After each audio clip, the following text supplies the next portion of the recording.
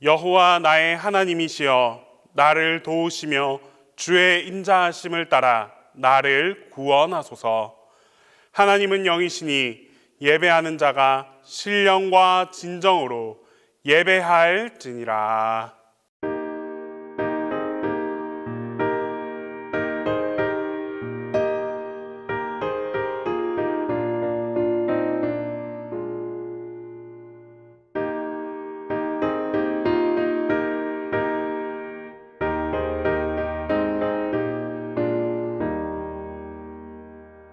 정결하게 하는 셈이 나의 앞에 있도다.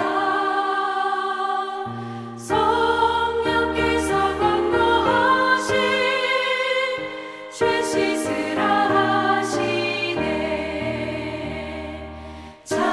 찬양하리 찬양하리 죽임 당한 어린 양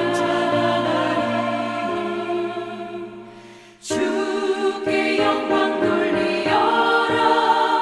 우리 죄를 씻어주셨네.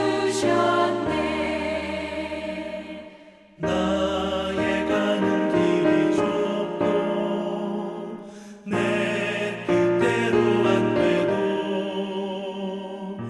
모든 욕심 다 버리고 주만 따라가겠네. 찬양하리 찬양하리 죽임 당한 어린 양 주께 영광 돌리어라. 우리 죄를 씻어주셨네. 나의 마음 제단 위에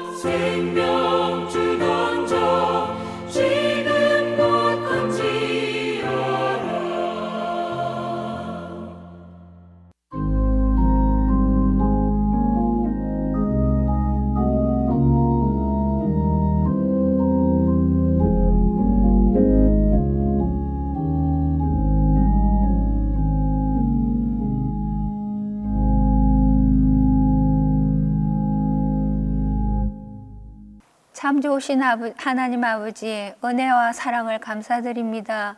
죽을 수밖에 없는 저희들을 불쌍히 여기사 독생자 예수 그리스도의 생명으로 값없이 우리를 구원하여 천국 소망을 가지고 살아가게 하여 주시니 그 은혜를 감사합니다. 하지만 주님, 코로나로 인해 온라인으로 드리는 수요 예배를 온전히 드리지 못했음을 고백하오니 용서하여 주옵소서. 사랑의 주님, 오순절 마가의 다락방에 불같은 성령이 임하였듯이 오늘 저희에게도 성령 충만함을 주옵소서. 게으른 우리의 심령을 채찍질하시고 말씀과 기도로 주님 앞에서 더 가까이 나아갈 수 있도록 도와주셔서 우리의 예배를 회복시켜 주시고 지금의 어려움을 잘 이겨낼 수 있도록 도와주옵소서. 오늘도 목사님을 통하여 주시는 생명의 말씀을 통하여 우리의 심령을 깨우시고 영육 간의 강건함을 주시며 요괴백과 같이 세상의 권력을 두려워하지 않고 자녀를 믿음으로 잘 양육할 수 있도록 도와주옵소서. 지금도 살아계시며 세미한 음성에도 응답하시는 예수 그리스도의 이름으로 기도합니다. 아멘.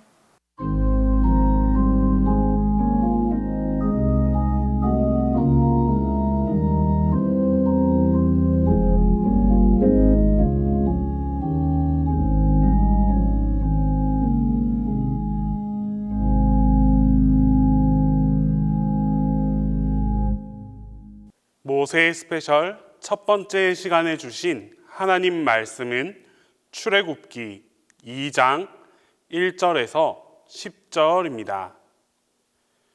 구약 성경 출애굽기 2장 1절에서 10절입니다. 레위 가족 중 한 사람이 가서 레위 여자에게 장가들어 그 여자가 임신하여 아들을 낳으니 그가 잘생긴 것을 보고 석 달 동안 그를 숨겼으나 더 숨길 수 없게 되매 그를 위하여 갈대 상자를 가져다가 역청과 나무 진을 칠하고 아기를 거기 담아 나일 강가 갈대 사이에 두고 그의 누이가 어떻게 되는지를 알려고 멀리 섰더니 바로의 딸이 목욕하러 나일 강으로 내려오고 시녀들은 나일 강가를 거닐 때에 그가 갈대 사이에 상자를 보고 시녀를 보내어 가져다가 열고 그 아기를 보니 아기가 우는지라. 그가 그를 불쌍히 여겨 이르되 이는 히브리 사람의 아기로다. 그의 누이가 바로의 딸에게 이르되 내가 가서 당신을 위하여 히브리 여인 중에서 유모를 불러다가 이 아이에게 젖을 먹이게 하리이까. 바로의 딸이 그에게 이르되 가라 하매 그 소녀가 가서 그 아기의 어머니를 불러오니 바로의 딸이 그에게 이르되 이 아기를 데려다가 나를 위하여 젖을 먹이라. 내가 그 삭슬 주리라. 여인이 아기를 데려다가 젖을 먹이더니 그 아기가 자라매 바로의 딸에게로 데려가니 그가 그의 아들이 되니라. 그가 그의 이름을 모세라 하여 이르되 이는 내가 그를 물에서 건져내었음이라 하였더라.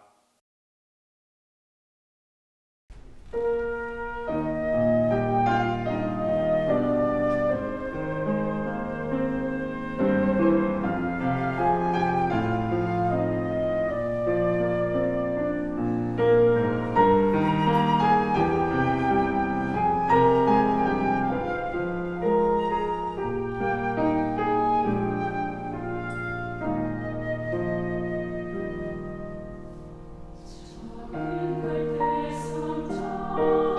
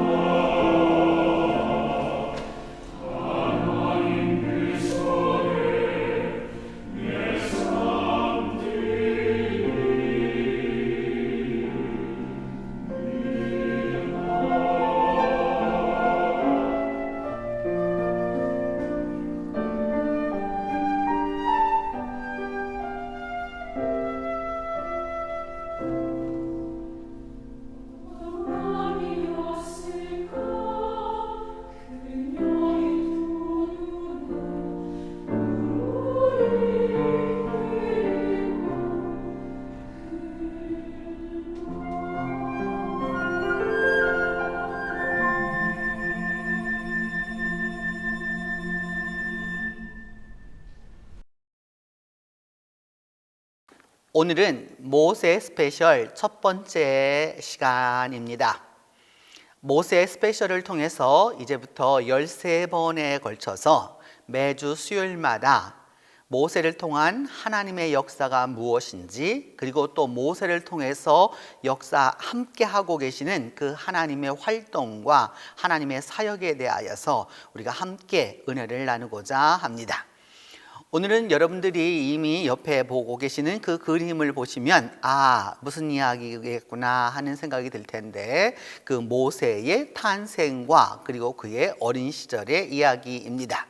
그래서 오늘 본문 말씀 제목은 무엇이냐 하면 건져내었음이라. 모세라는 그 말이죠. 건져내었다라는 말씀이고, 오늘 본문 말씀은 출애굽기 2장 1절에서 10절 말씀에 근거해서 이 말씀을 가지고 건져내었음이라고 하는 그 제목을 가지고 모세의 탄생과 그의 어린 시절의 이야기를 우리가 살펴보도록 하겠습니다. 먼저 그 1절로부터 2절에 보면 성경은 이야기하기를 레위 가족 사람 중에서 한 남자와 한 여자가 있어서 둘이 결혼을 하게 되었는데 아들을 낳았다라고 이렇게 말합니다. 그리고 그 아들이 아주 너무 잘생겨서 석 달 동안 그 아이를 숨겼다, 이렇게 성경은 말씀하고 있습니다. 그러면 여기에서 말하는 모세의 아버지는 누구냐? 오늘 출애굽기 본문에는 구체적으로 누구라고 말하지 않습니다. 그런데 성경에는 모세의 아버지가 나오죠. 출애굽기 6장 20절에 보면은 아므람은 그들의 아버지의 누이 요게벳을 아내로 맞이하였고, 이렇게 얘기하고 있는데 근친 간의 결혼이 있었다라고 하는 것을 알 수 있습니다. 오늘날의 개념으로 이것을 해석하면은 곤란합니다. 이 모세 시대와 또 그 이전 시대와 그 이후 시대에 있어서 고대 근동, 특별히 메소포타미아와 또 그리고 이스라엘에 있었던 그 레반트 지역과 또 이집트에 이르는 이 지역에 있는 사람들은 어떤 부분이 있었느냐 하면은 근친 간의 결혼은 구체적으로 말하면은 아주 그 상민들은, 아주 이렇게 천민들은 상관하지 아니하였지만 지체가 높아질수록 누구랑 결혼을 하느냐, 그 혈족 간에 같이 결혼을 하도록 했습니다. 왜냐하면 자기들은 선택받은 민족이라고 생각했기 때문에 함부로 아무나 결혼할 수 없었던 것이죠. 이것은 오늘 우리 한국의 유교적인 문화에서는 상당히 좀 이게 받아들이기 어려운 그런 부분이 있는 것이지만, 이 당시에는 이것이 받아들여졌다라고 하는 걸 알 수 있고, 모세의 아버지의 이름이 이렇게 분명하게 나오고 있습니다. 아므람이라고 하는 것이고, 요게벳, 그래서 모세의 어머니는 누구냐? 요게벳이라고 하는 것을 알 수 있습니다. 요게벳이라고 하는 말은, 여러분 제가 요게 써놓지는 않았는데, 요라고 하는 말은 여호와라고 하는 뜻이고요. 여호와라고 하는 뜻이고요. 게벳이라고 하는 말은 가베드, 가바드, 게베드 이렇게 하는 말로 어떤 뜻이냐면 영광이라는 뜻입니다. 그러니까 여호와는 영광이시다라고 하는 그런 이름을 갖고 있는 것이죠. 이 이름을 딱 보는 순간 요게벳이 어떤 신앙의 소유자인지를 알 수 있고, 또 그리고 유대인들에게 있어서 어머니라고 하는 존재가 신앙에 있어서 얼마나 중요한 존재인지를 알려준다라고 할 수 있습니다. 아므람의 그 이름의 뜻을 보기 위하여서 우리가 그의 족보를 좀 볼 필요가 있겠는데, 그의 족보를 이렇게 보게 되면은 그 족보가 두 가지가 있습니다. 구약 성경은 크게 두 가지 성경이 있거든요. 하나는 뭐냐면 히브리어로 된 히브리어 성경이 있고, 그리고 히브리어 성경이 만들어지기 이전에 원래는 히브리어 성경이 있었겠지만 그 성경을 번역한, 그러니까 주전 2, 3세기, 지금부터 한 2300여 년 전에 있었던 70인역 성경이 있습니다. 그 성경이 그 앞에 놓고 있었던 것은 분명히 히브리어 성경이었을 것인데, 그 70인역 성경과 그리고 또 더불어서 그 히브리어 성경, 흔히 우리가 지금 말하는 마소라 텍스트하고 그것이 꼭 같지가 않습니다. 왜냐하면 번역의 차이라고 할 수 있겠죠. 원본의 문제는 정확히 우리가 같은 본문이었는지 모르지만은 약간의 그런 차이가 있는 것을 우리가 알게 보게 됩니다. 그래서 이 70인역과 또 그리고 더불어서 그 히브리어 성경에 의해서 여하튼 간에 분명한 것은 요게벳과 아므람은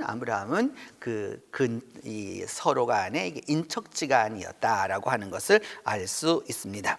그래서 이 둘이 결혼을 하였고 그 결혼해서 그 요게벳의 모습을 우리가 보게 되면 요게벳은 이미 벌써 이렇게 아이를 안고 있는 굉장히 이렇게 멋있는 그림으로 나타나고 있죠. 이거는 이제 19세기에 그려진 그림이기 때문에 이처럼 이제 그 현대적인 면이 상당히 많이 가미된 이제 그런 그림이라고 할 수 있습니다. 또한 더불어서 이제 그 아들을 낳았는데 그 아들을 돌보는 요게벳의 모습을 볼 수 있고 그 옆에 있는 미리암의 모습 또한 이게 볼 수 있습니다. 이처럼 아들을 낳았던 이 부부에게 서로 사랑해서 그렇게 아들을 얻었는데 그들의 형편은 어떠하였느냐 이러하였던 것이죠. 레위족 속의 부부였던 아브라함과 요게벳은 아들을 얻었습니다. 너무나도 기쁜 일이었죠. 그런데 그 아들을 키울 수는 없었습니다. 아들을 낳았지만은 그 아들을 살릴 길이 없었습니다. 이것이 바로 아므람과 요게벳이 처한 현실이었습니다. 물론 이미 우리가 알고 있는 대로 아론과 미리암이라고 하는 이런 존재는 이미 커 있는 아이들이었기 때문에 문제가 안 되었지만 이 당시에 이제 성경에 우리가 들어가서 보게 되면 아이를 낳았을 때 남자아이를 낳으면 나일강에 다 버리도록 죽이도록 했던 당시의 법이 있었기 때문입니다. 행복했습니다. 아들을 얻었습니다. 축복이었습니다. 그런데 그 축복과 그 행복을 유지할 수 없는 것이 이들의 형편이었습니다. 이런 상황이 도달해서 그래서 숨겨서 그것을 하려고 하였지만은 여러분 어린아이를 숨긴다라고 하는 것은 참 어려운 일 가운데 하나잖아요. 우리가 여러분 6.25를 겪으면서 피난 오는 분들이 가장 힘들었던 것 중에 하나가 무엇이었느냐? 어린아이의 문제였죠. 그 어린아이가 울거나 이렇게 되었을 때 적에게 발견될 수 있기 때문에 석 달을 숨겼다라고 하는 것도 엄청난 기간이었다라는 것을 알 수 있습니다. 이제 그 다음 번으로 가게 되면 이제 두 번째 장면으로 이렇게 그 어려움을 당하고 있는 이 요게벳과 아므람의 현실에서 바로의 딸이 여기에 이때는 아직까지 모세라는 이름을 얻지는 않았지만 여러분 이제 우리가 그 이야기하기 위하여서 모세를 건지는 장면입니다. 3절로부터 5절에 나타나 있는데 이제 너무 숨길 수가 없어서 결국은 갈대 상자를 만들어서 거기에다가 이제 물이 들어오면 안 되니까 갈대 상자라고 하는 것은 여러분 우리나라로 말하면 옥수수 껍질처럼 이렇게 이게 물이 잘 흡수될 수 있는 그런 것이거든요. 이렇게 그러니까 거기에다가 역청과 나무신을 칠했다. 이게 요즘 말로 하면은 방수를 이렇게 했던 것이죠. 그리고 거기다 아기를 담아서 나일 강가의 그 갈대 사이에 두었다 이렇게 이야기를 하고 있고 그리고 누이가 누군지 여기 명확히 말하지 않으면서 어찌 되는지 이게 쳐다보고 있었는데 바로의 딸이 목욕하러 나일강으로 내려왔고 시녀들도 나일강가에서 이렇게 지나고 있다가 무엇을 발견하였느냐? 재밌는 것은 시녀들은 발견하지 아니하고 바로의 딸이 그 갈대 상자를 보고 그 시녀를 보내어서 가져와라 라고 이렇게 했는데 가져와 보니까 어찌 되었느냐? 아기가 울고 있었다라고 하는 것이죠. 그래서 딱 보자마자 그래서 이게 긍휼한 마음이 있었는데 그 아이의 정체를 알게 되었습니다. 아이는 히브리 사람의 아이였다라고 하는 것이 이제 3절로 5절의 말씀입니다. 이 갈대 상자라고 하는 말은 사실은 상자라고 하는 이 테바라고 하는 말이 아주 중요한 건데 갈대라고 하는 이 고메라고 하는 말은 여러분 지금 현재 그림에서 보는 대로 지금 저 사람이 아프리카에 있는 사람인데 강에다가 저 갈대 상자 위에서 저것을 띄고 있는 것을 우리가 볼 수 있죠. 이렇게 볼 수 있는데 이제 저와 같은 모습이었을 것이다라는 것과 더불어서 여러분에게 꼭 이야기하고 싶은 것은 테베 상자입니다. 저 상자라는 단어는 어디에서 사용되었느냐? 노아의 홍수에서 사용된 단어와 동일 단어입니다. 이 말의 뜻은 무엇이냐? 그냥 갈대 상자를 만들어 두었다라고 하는 그런 의미이기보다 실은 여러분 여기 앞에 이게 나와 있지만 뭐냐면 하나님의 구원의 손길이 있을 거다라고 하는 것을 이미 전제하고 있는 것이죠. 비록 인간적으로는 역청을 칠하고 뭐 여기 나무 진을 칠하고 다 이 여러분 방주를 만들 때하고 똑같은 상황이 되었죠. 그 방주라고 하는 것은 뭐예요, 여러분? 그 홍수에서부터 구원해 주시겠다라고 하는 그 뜻이잖아요. 벌써 이 이야기를 그 히브리어로 읽는 사람들에게 있어서는 하나님의 구원이 있을 것이다라고 하는 것을 여기를 통해서 이제 알 수 있게 되는 것이죠. 그래서 이 갈대 상자를 어디에다 두었느냐? 나일 강가 갈대 숲에다 두었다라고 되는데 여러분 지금 보시는 대로 앞에 그 파란 것은 바로 나일 강이고요. 그다음에 그 옆에 이렇게 푸른 이게 숲처럼 되어 있는 데가 그 갈대 숲인데 우리 말로는 이 성경을 번역할 때에 갈대라는 말뿐이 몰랐죠. 사실은 저것은 갈대가 아니고 갈대의 일종이게 될 수 있겠죠. 파피루스를 말하게 되는 것이죠. 그러니까 파피루스를 말하게 되고 또 그 파피루스를 지나가게 되면 뭐가 되느냐? 물이 없는 사막이 됩니다. 여기에서 우리가 그냥 이렇구나라고 하는 것을 보면은 성경을 보면은 그 깊이를 모르는 거고요. 무슨 뜻이냐? 물은 생명을 뜻합니다. 생명을 뜻하고 물이 없는 저쪽 땅은 뭐냐? 죽음을 뜻합니다. 그리고 갈대 파피루스가 얽혀 있는 바로 저 지역은 무엇으로 이집트 사람들은 생각했느냐? 거기가 바로 인생이라고 생각했습니다. 생명과 죽음 사이에서 그 얽히고 설켜 있는 것을 통해서 그 인생이라고 하는 것을 이해했던 바로 그런 부분입니다. 이제 그 나일강가 파피루스 안으로 우리가 조금 더 자세하게 들어가 보면 파피루스가 이렇게 생긴 것이죠.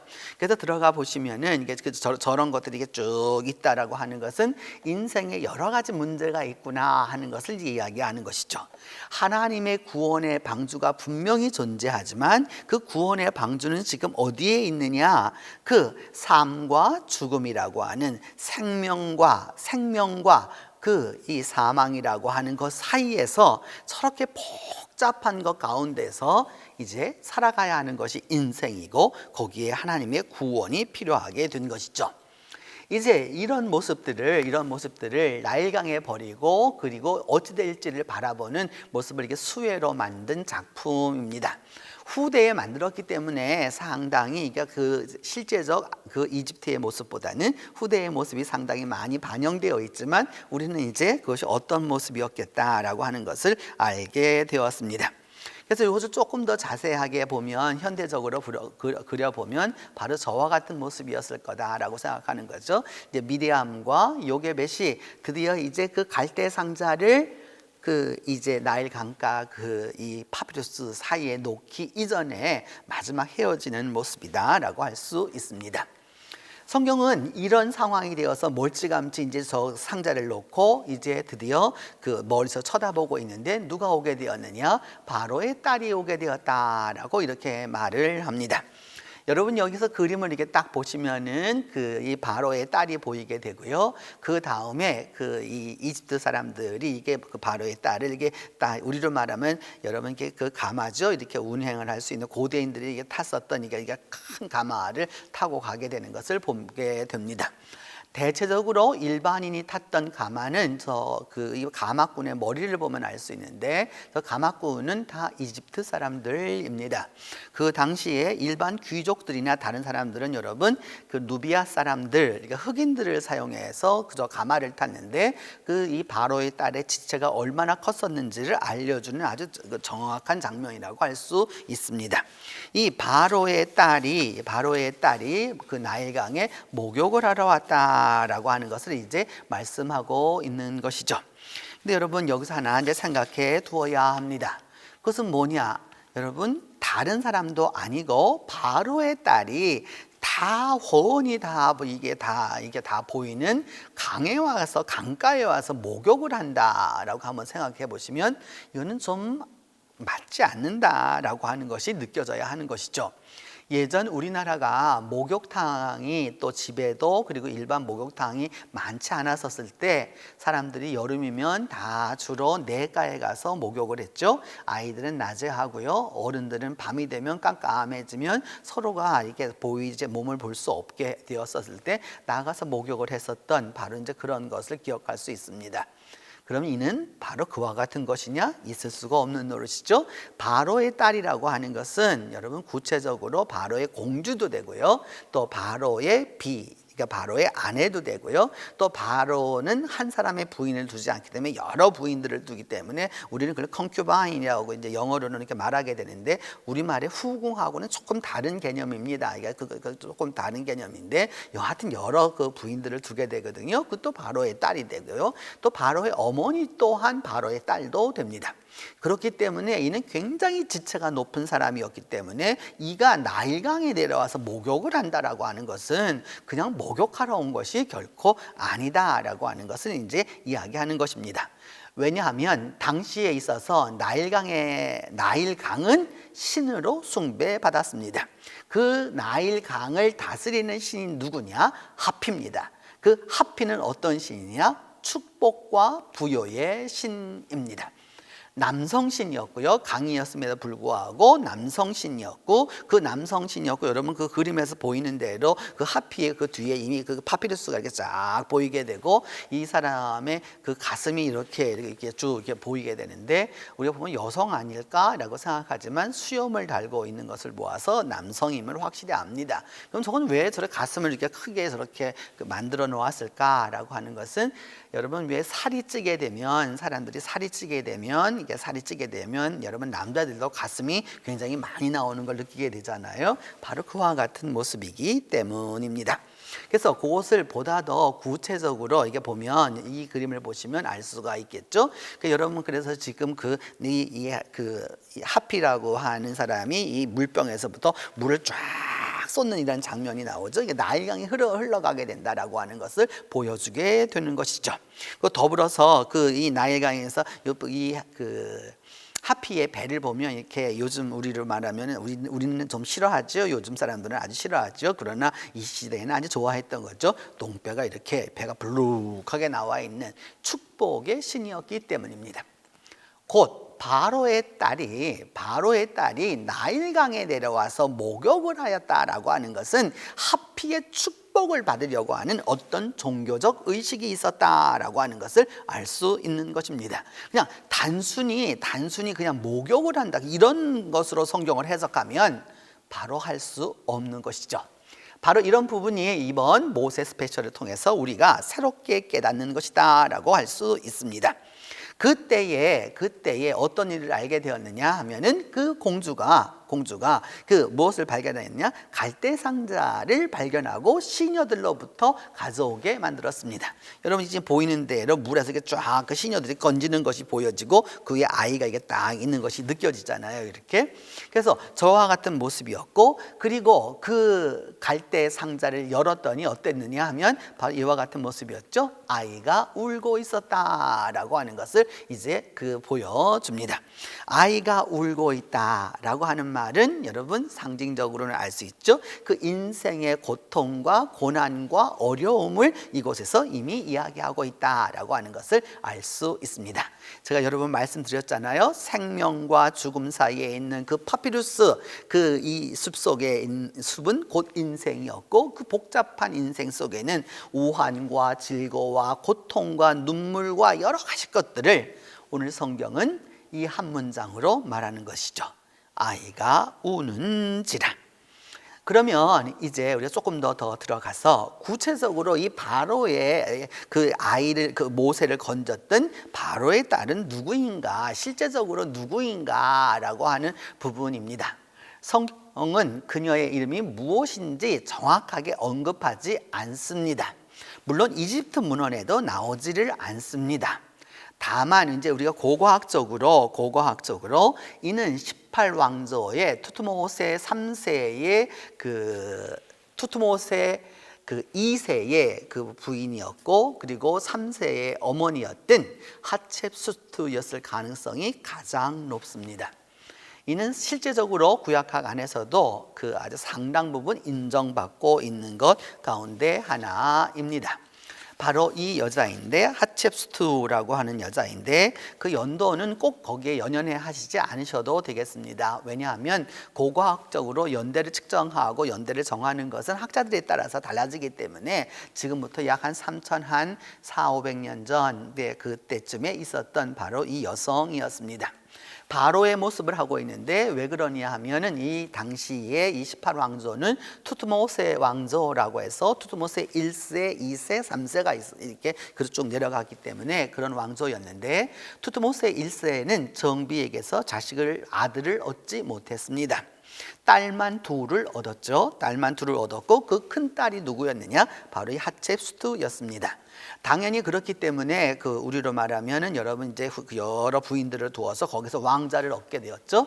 그 왕자가 하첵수트의 이제 이복 형제였죠. 우리로 말하면 그 2세와 당연히 결혼해야 했습니다. 이게 근친간의 결혼으로 당연히 결혼을 하였고 거기에서 낳은 아들이 무엇이었느냐? 투트모세 3세였습니다.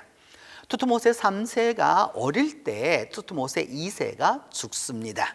이렇게 되자 어찌 되었느냐 하면 이 하첵수트는 정통 라인으로 쫙 오는 라인으로 혈통으로 이만한 사람이 없었고요.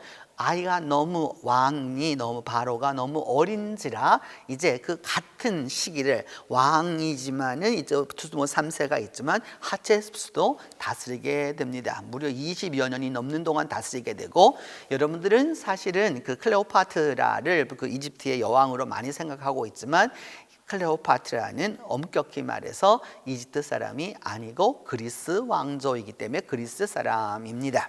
그런 부분에 있어서 이집트 역사의 그 역사 3,000년 동안의 왕조 역사 가운데서 이 아주 유일한 여성이었던 것이죠. 그래서 이 여성이었던 걸 알 수 있는 이유가 뭐냐 하면 바로 저처럼 수염이 없다라고 하는 걸 알 수 있습니다. 그래서 이 여성의 모습을 이게 고대로는 이게 모습을 적어서는 뉴욕 메트로폴리탄 박물관에 가면 있는데 라마트카 이렇게 저기 그 인장이죠. 이렇게 그 인장인데 그래서 하첵수트의 모습을 이제 알 수 있고 그녀의 모습이 정말로 어떠했는지 조금 더 자세히 보시면 이와 같은 모습이었을 것이다라고 하는 걸 알게 되고 지금 저 턱이 약간 이게 깎여져 있는데 나중에 가면 인조 수염을 달게 됩니다. 왜냐하면 여성 그 당시 사람들에게 있어서는 그 바로의 이 수염이 곧 바로의 권위를 상징하는 것이었기 때문입니다. 그리고 이가 얼마만큼의 권력을 누렸는지 알 수 있는 것은 그가 남겨놓은 바로 이 신전입니다. 이 신전은 지금의 룩소르에 있는데 어마어마한 신전이죠. 아부신벨의 버금가는 아주 어마어마한 신전입니다. 곧 이것은 무엇을 얘기하느냐? 하첵수트의 권력과 힘과 능력을 이제 이야기하는 것이다라고 할 수 있습니다. 그러면 그런 상으로만 볼 수 있느냐 하는 게 아니고 요즘 우리는 너무나도 좋은 시대를 살아서 그의 그 하첵수트의 이게 바로 미라입니다. 이렇게 미라에서 여러분 이거 머리카락이 지금 다 보존되어 있죠. 이게 3,500년이 지났는데도 저와 같은 모습을 갖고 있다라고 하는 것은 참 엄청난 일이다라고 할 수 있는 거죠.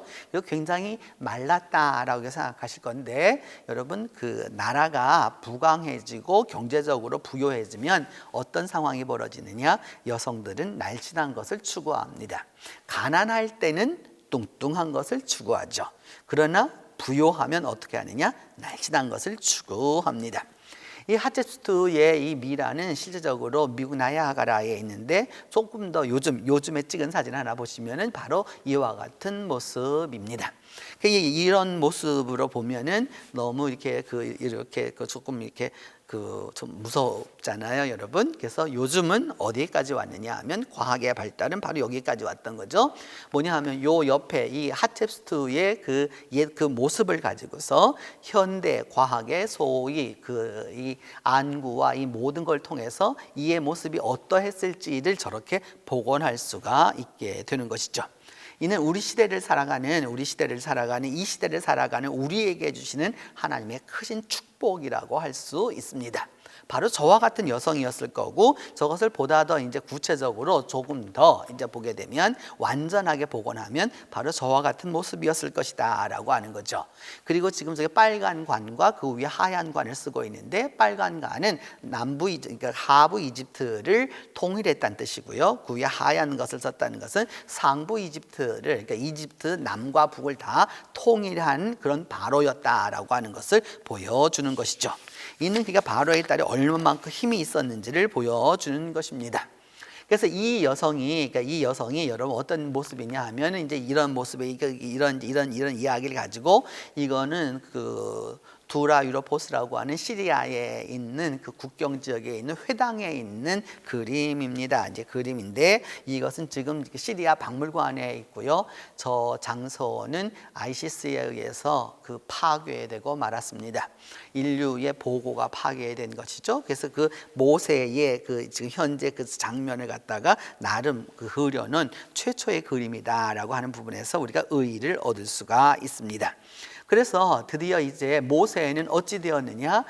이제 완전히 이제 이 삶의 복잡한 문제 속으로 끼어들어와서 이제 어떻게 되었느냐? 죽을 수밖에 없는 존재였는데 거기에서 구원함을 얻게 되는 바로 그런 장면이라고 할 수 있습니다. 그래서 구원을 얻게 되었었을 때 이 공주가 말하는 것은 누구였느냐? 히브리 사람이라고 말하게 됩니다.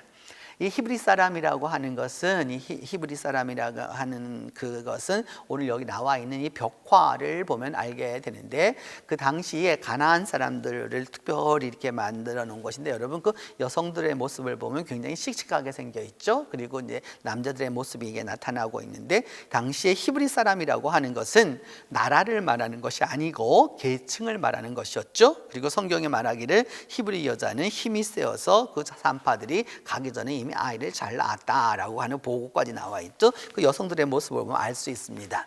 이들은 당시 이집트에서부터 그 메소포타미아에 이르는 그 전 지역을 살아가는 사회적인 빈민층을 일컬어서 히브리 사람이라고 말했던 것이죠.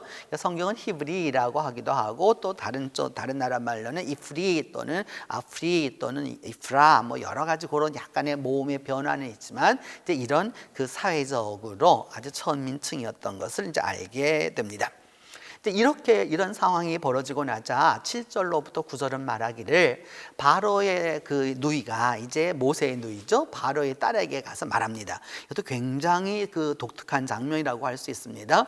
바로의 딸에게 감히 이 히브리 사람이 가까이 갈 수 없습니다. 여러분, 이거는 있을 수 없는 일이에요. 그런데 현실적으로는 없는 일이지만 이 성경 안에서 일어나죠. 그래서 말하기를 내가 당신을 위하여 히브리 여인 중에서 유모를 불러다가 이 아이에게 젖을 먹게 하리이까, 이렇게 말하죠. 이미 벌써 이 그 누이는 알고 있죠. 히브리 여인을 벌써 찾는다고 딱 얘기를 하고, 유모를 찾는다고 이야기하고, 이 사건에 대해서 다 이미 알고 있다라고 하는 것을 쫙 다 이야기하게 되는 것이죠. 여기에 바로 이 바로의 누이였던, 후에 우리가 다 알게 되는 미리암의 지혜가 이제 나타나게 됩니다.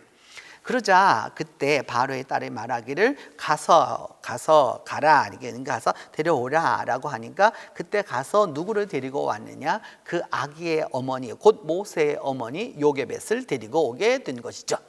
그러자 그 바로의 딸이 요게벳에게 말하기를, 아이를 달아다가 나를 위하여 젖을 먹여 주어라, 이렇게 나를 위해서 이렇게 젖을 먹여 주고, 그리고 그렇게 그 요게벳, 여기 성경에는 그 무명으로 말하죠. 여인이 아기를 데려다가 그 젖을 먹였다라고 말하는 거죠. 모세는 죽을 수밖에 없는 존재가 되어서 나일강에 버려졌습니다. 그런데 그 하나님의 방주였던 갈대 상자를 통해서 이 바로의 딸을 통해서 구원을 얻게 되었고, 다시 누구에게 돌아오게 되었느냐? 자기 생모에게 돌아오게 된 것이죠. 여기에 이제 바로 하나님의 그 역사를 우리가 이제 이해하게 되는 것이죠. 바로 이 장면인 것이죠, 여러분. 뭐냐 하면은 이제 미리암이 나타나서 이제 제가 가서 히브리 유모를 데려올까요? 그렇게 할까요? 이렇게 얘기하는 것이죠. 그래서 그 히브리 유모를 데리고 왔었을 때 여기 장면을 보면 요게벳이 모세를 건져서 이미 안고 있고, 그 미리암의 모습이 이렇게 나타나 있는 것을 보여줍니다. 그리고 돌아온 다음 이제 드디어 요게벳은 모세를 키워 나가게 됩니다. 그래서 이 모세를 키우는 장면을 이렇게 여러분이 이제 보실 수가 있게 되는 것이죠. 하나님의 역사는 우리가 생각했었을 때 이제 죽음이다, 끝이다, 마지막이다라고 했던 바로 그 순간이 하나님의 구원의 방주가 역사하는 순간이 되고, 그를 위하여서 분명히 하나님은 바로의 딸까지도 사용하시는 것을 우리는 오늘 성경을 통해서 깨닫게 됩니다. 이것이 하나님의 역사입니다. 이제 드디어 모세라고 이름을 짓게 되는 것이 10절에 나타나게 되는데, 그렇게 아이가 자라고 나자 이제 아이가 자라는데 얼마만큼 자랐느냐, 이게 히브리 말로는 가달이라고 그래서 이제 꽤 컸다라고 하는 걸 알 수 있어요. 이게 한 10여 세 정도 되었을는지는 모르지만 이제 크게 되었을 때 이제 바로의 딸에게로 데려갑니다. 데려가는 거죠. 그러자 그가 그의 아들이 되었다라고 이렇게 말하고 있습니다. 우리는 혈통적으로 아들이 아닌데 어떻게 이렇게 아들이 쉽게 되느냐 이렇게 말할 수 있는데, 고대 근동에서 특별히 메소포타미아와 이집트 이 사이에서는 오늘날 우리 한국 사람들이 갖고 있는 이런 혈통적 개념들이 혈연적 개념들이 아니었습니다.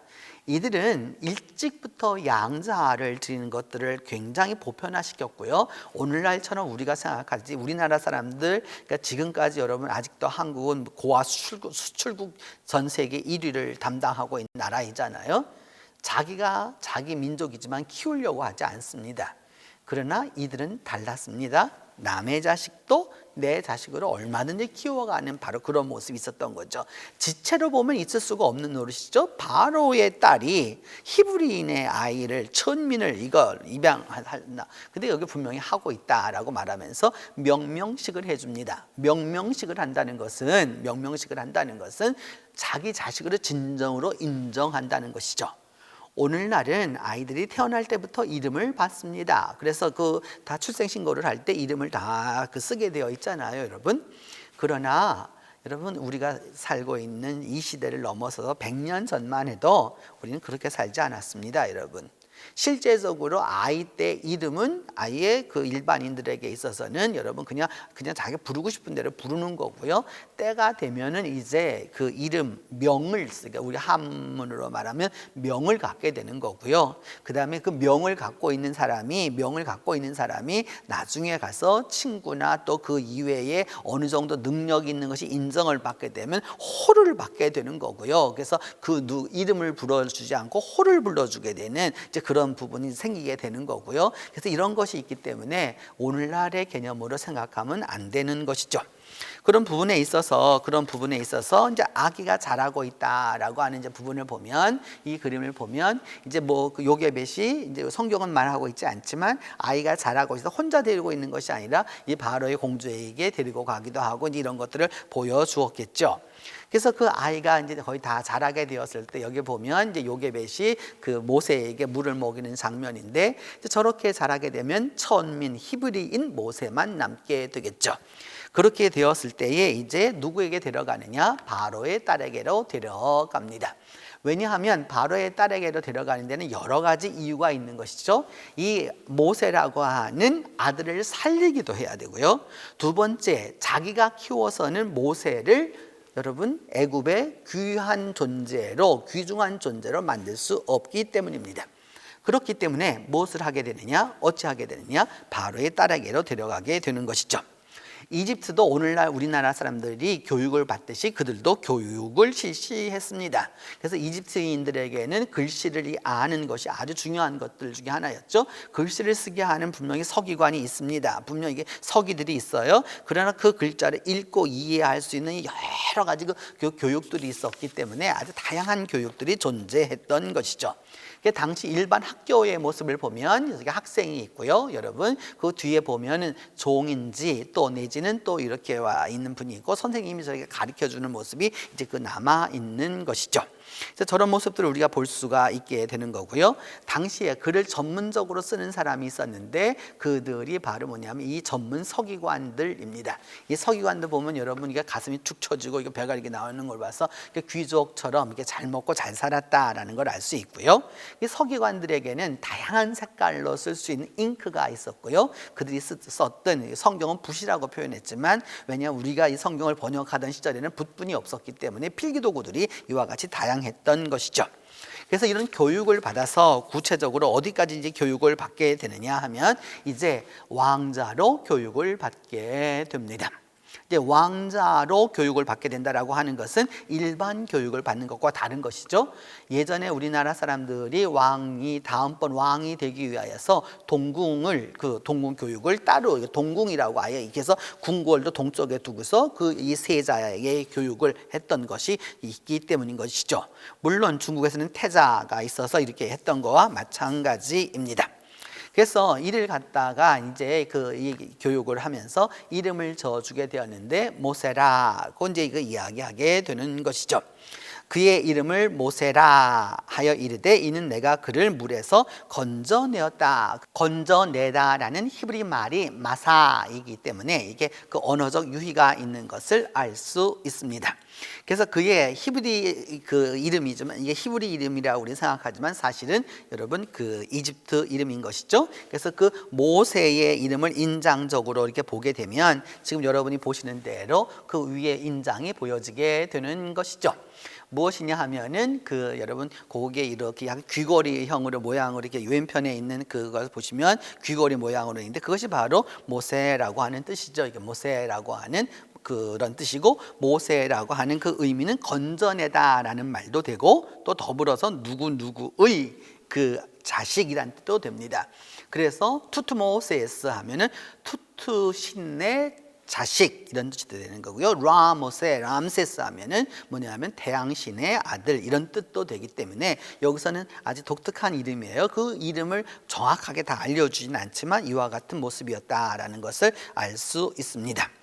이렇게 해서 그 바로의 딸이 결국은 그 이름을 이렇게 정해 주었는데 성경은 이제까지 오면서 이런 고고학적인 것이나 그런 것이 없었을 때에는 역대상에 있는 이 말씀을 많이 사용했었죠. 이게 뭐냐 하면 바디야라고 하는 말인데 바트야웨라는 뜻인데 여호와의 딸이라고 이제 말해서 아마 이 사람이 아니었을까라고 생각하는 것이지만 이는 후대의 해석입니다. 모세 이후에 무려 1000년이 지난 다음에 해석이기 때문에 이는 좀 받아들이기는 조금 어렵다라고 할 수 있고 이제 그래서 드디어 모세는 성숙해 가게 됩니다. 애굽의 왕자로서 이제 성숙하게 되게 되는데 바로 여러분이 보시는 이 파피루스는 전쟁에 나아가는 모습을 이제 보여주게 되는 것이죠. 왜냐하면 이제 모세 시대가 되면 이제 이집트가 드디어 무엇을 쓰게 되느냐? 저런 전차를 쓰게 됩니다. 최신의 그것이었던 거죠. 그러니까 우리로 말하면 여러분 아주 최고급 자동차를 이제 최신 자동차를 이제 갖게 된 거와 같다라고 말할 수 있습니다. 그러면서 이제 여러분 오늘 마지막으로 오늘 이야기하고 싶은 것은 아기가 자라매 바로의 딸이 데려가서 그의 아들이 되게 만들어 주었고 그리고 모세라고까지 이름을 정하게 되었다라고 하는 것이 오늘 본문의 마지막입니다. 기억해 두어야 합니다.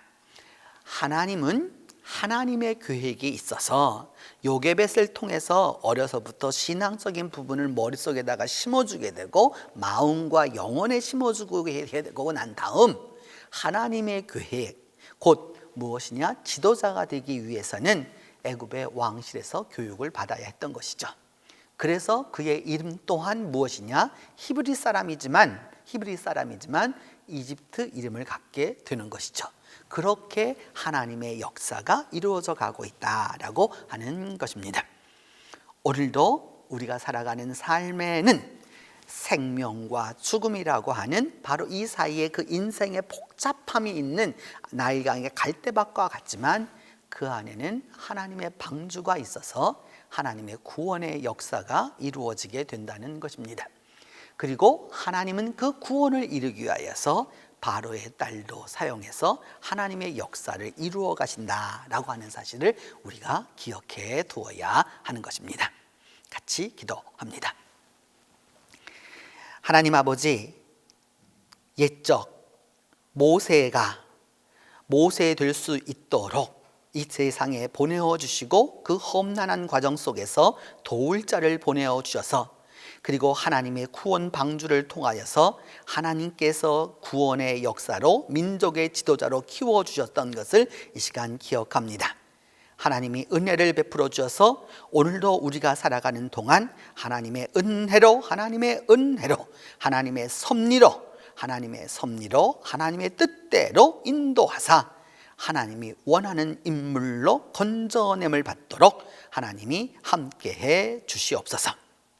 예수 그리스도의 이름으로 기도합니다.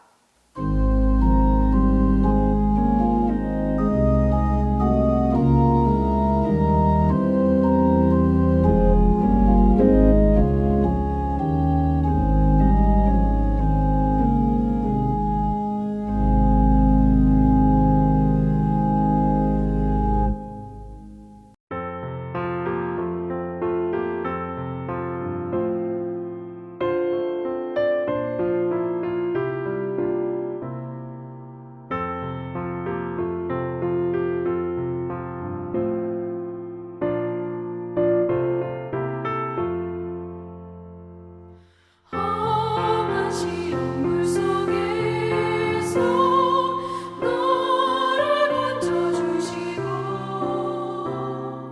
노한 풍랑 지나도록 너를 숨겨주소서. 주여 나를 돌보시사 오히 품어주시고 험한 풍파 지나도록 너를 숨겨주소서. 권세 능력 무한하사 모든 시험 이기고 풍랑까지 다스리는 주님 앞에 비오니 주여 나를 돌보시사 오히 품어주시고 험한 풍파 지나도록 너를 숨겨주소서.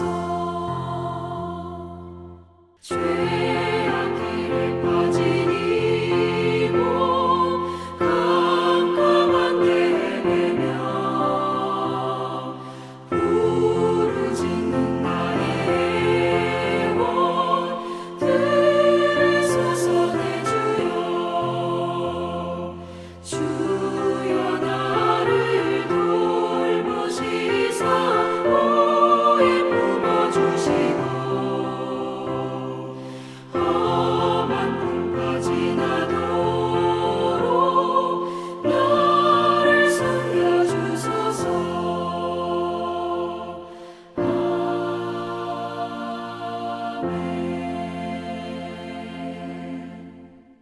지금은 예수 그리스도의 은혜와 하나님의 사랑과 성령의 교통이 오늘도 우리를 구원케 하시는 것을 기대하는 온 성도들 위해 이제로부터 함께 계시기를 축원하옵나이다.